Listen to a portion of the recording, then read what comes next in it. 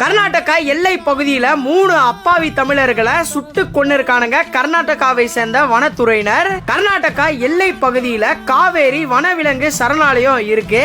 அங்க இந்த 3 தமிழர்கள் அந்தோணிசாமி, ஜான் ரோஸ் பீட்டர், சவரியப்பன் இவங்க 3 பேருமே அங்க மான துப்பாக்கியால சுட்டு மான சாப்பிட்டுட்டு இருந்ததாகவும் அதை பார்த்த கர்நாடகா வனத்துறையினர் அவங்கள சுட்டுட்டாங்க அப்படின்னு கர்நாடகால இருக்க வனத்துறையினர் சொல்லியிருக்காங்க.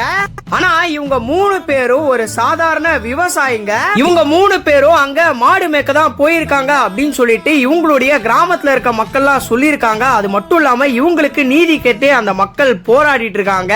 அப்படியே அந்த 3 விவசாயிகளும் தப்பு செஞ்சிருந்தா அதை கேட்கறதுக்கு தான் கோர்ட் இருக்கு, சட்டம் இருக்கு.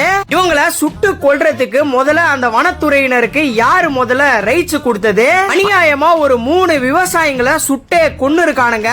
இந்த ஒரு விஷயத்துல நம்ம தமிழ்நாடு கவர்மெண்ட் தலையிட்டு அந்த 3 விவசாயிகளுக்கும் நீதி வாங்கி தரணும். நீங்க இத பத்தி என்ன நினைக்கிறீங்க அப்படின்றத கமெண்ட்ஸ்ல சொல்லுங்க. மறக்காம இந்த வீடியோவை நிறைய பேருக்கு ஷேர் பண்ணி விடுங்க. அப்படியே என்ன ஃபாலோ பண்ணி கொஞ்சம் சப்போர்ட் பண்ணுங்க.